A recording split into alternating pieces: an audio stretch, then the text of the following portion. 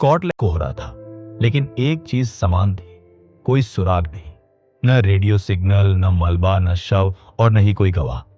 सरकार परेशान थी, आम लोगों के बीच डर फैल चुका था। लोग अब समुद्र की तरफ देखने से भी डरते थे। गांव के मछुआरे अपनी नावें किनारे से बाहर ले जाना बंद कर चुके थे। कुछ कहते समंदर ने निगल लिया होगा, कुछ कहते कोई आतंकी ताकत है जो ब्रिटेन की जड़ें हिला रही है। और सरकार, वो बिल्कुल खामोश थी, क्योंकि वो खुद कुछ नहीं समझ पा रही। लंदन में एक गुप्त मीटिंग हुई। वहां मौजूद थे गुप्तचर विभाग के अधिकारी, ब्रिटिश नेवी के प्रमुख, सरकारी खुफिया सलाहकार। हर कोई बस एक बात पर सहमत था, अब किसी आम अफसर या सिपाही से काम नहीं चलेगा। अब हमें चाहिए कोई ऐसा जो अपने तरीके से काम करे, जो नियमों से नहीं नतीजों से मतलब रखता हो। और वहीं किसी ने एक नाम लिया, फिलिप कैलवर्ट। फिलिप कैलवर्ट कोई आम एजेंट नहीं था, वो ब्रिटिश इंटेलिजेंस का सबसे तेज लेकिन सबसे खामोश हथियार था। उसका चेहरा, मुझे बस आजादी चाहिए, सवाल मत पूछना। सरकार मान गई। उसके साथ एक और खास एजेंट भेजा गया, हंसलेट, एक समझदार, शांत और तकनीक में माहिर एजेंट। वो फिलिप का पुराना दोस्त भी था। फिलिप और हंसलेट ने अपने मिशन के लिए एक पुरानी लेकिन शानदार बोट चुनी, फायरर क्रेस्ट। बोट को पूरी तरह से मॉडिफाई किया गया था।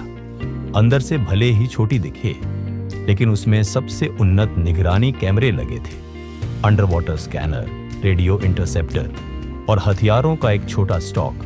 दोनों एजेंट अब बने थे मरीन रिसर्च साइंटिस्ट, यानी समुद्री वैज्ञानिक। आम लोगों की नजर में वे एक रिसर्च टीम थे जो समुद्र की गहराइयों में पुराने जहाजों का अध्ययन कर रहे हैं। पर हकीकत ये थी, वे हथियारों और लुटेरों के पीछे थे। जैसे ही वे स्कॉटलैंड के टॉरबे पहुंचे, फिलिप ने उस जगह को गौर से देखा।